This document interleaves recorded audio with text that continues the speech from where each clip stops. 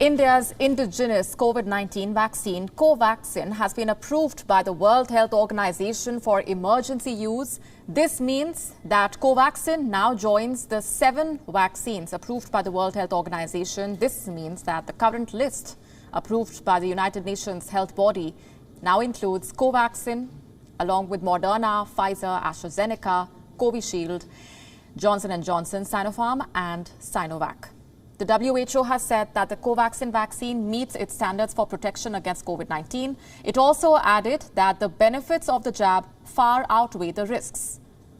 The vaccine was also reviewed by WHO's Strategic Advisory Group of Experts on Immunization. It has recommended the use of this vaccine in 2 doses with a dose interval of 4 weeks in all age groups of 18 years and above. But the UN health body said that the available data on vaccination of pregnant women with Covaxin is insufficient to assess the vaccine safety or efficacy in pregnancy. Studies in pregnant women are planned, including a pregnancy sub-study and a pregnancy registry. Earlier, the World Health Organization was in the process of evaluating Covaxin's clinical trial data for emergency use listing. The WHO had asked biotech for more data on Covaxin. India had also raised the issue of Covaxin approval at the G20 summit. Bharat Biotech has said that the emergency use of Covaxin will expedite global access and availability of the vaccine worldwide. WHO's emergency use listing for Covaxin facilitates countries now to expedite their regulatory approval processes. It also allows procurement by UNICEF and the Gavi COVAX facility for distribution to countries in need. Covaxin has demonstrated 77.8% effectiveness against symptomatic COVID-19 and 65.2% protection against the Delta variant of COVID-19. India has administered more than 121 million doses of Covaxin. This means that over 59 million people in India have received the shot.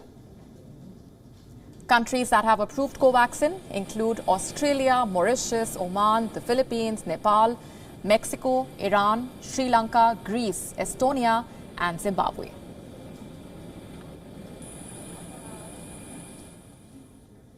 Let's go straight across now to our principal diplomatic correspondent, Siddhant Sibbal, for more on that. Siddhant, a long-anticipated announcement finally being made by the World Health Organization. Take us through what this means for those who have taken the shot. Well, it's a big Diwali gift from the World Health Organization, but when it comes to what impacts the entire development happens is the fact that it helps in ease of movement of many Indians who have been vaccinated by Covaxin, because now it is an approval which is a global approval, and it also expedites the regulatory approval by various countries who are planning to import Covaxin as well. We know already India has sent Covaxin to countries like Iran. So many Iranians also get the benefit along with other countries. It especially impacts and is a positive news for many students, Indian students who have been studying in universities across the world, from Europe to United States, because they were not able to travel because they were vaccinated by Covaxin, and in some of the cases they even got another vaccine, which of course is dangerous because Covaxin was not given approval by the World Health Organization. Of course, it took a lot of time. It has been considerable time as compared to other vaccines that have been given approval by the World Health Organization. But World Health Organization says that it was looking into data, and the technical group is the top body that needs to give approval before they can go ahead. Of course, this is the Indian vaccine. Covaxin is the second India-made vaccine to be given approval, but the first Indian COVID vaccine to be given approval. There are many Indians who have been vaccinated, and by and large, it's a happy news for them. Indeed, and we are leaving it there for the moment. Siddhant, thanks very much for those updates.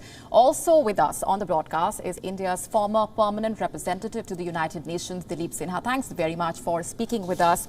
What do you make of the delay and the questions that have been raised all along regarding the WHO approval? Your initial reaction also to this announcement, which comes after the Prime Minister of India had raised the issue of WHO's approval for Covaxin at the G20 summit with the WHO chief. Well, the entire handling of the COVID pandemic, although it was an unprecedented emergency, has not covered the WHO in glory. This vaccine recognition was long overdue. There were some issues regarding procedural matters that had been raised, but the very fact that the G20 summit and its declaration had to say that there is need to strengthen WHO's ability regarding the approval of vaccines and to optimize its procedures shows that there are questions on the procedure that's been followed by the WHO. In certain cases, for example, in the case of the Chinese vaccine Sinopharm, although the approval was given very early, there were questions raised later in several countries regarding the safety and the efficacy of the vaccine. So the fact that this vaccine approval has come through is a big relief for the company as well as for the millions of Indians who have taken this vaccine and their travel abroad. And it also eases the vaccine availability, which is extremely important in the world today, because there is a tremendous dearth of vaccines. And India, with its ability to provide these vaccines to the, especially to fellow developing countries, it becomes extremely important that Covaxin gets the approval of the WHO. Right. This approval is also a shot in the arm for India's COVID-19 vaccine diplomacy and the initiatives that it has taken on that front. This approval now allows the procurement of Covaxin by UNICEF and the Gavi Covax facility for the distribution to countries in need as well. Yes, this is extremely important. After all, the approval of the WHO makes it easier for countries to recognize the vaccine, although a dozen countries, as you mentioned, have already recognized Covaxin, and this includes countries like Australia and Mexico. So the efficacy of the vaccine was never in doubt, whether in India or in several countries outside.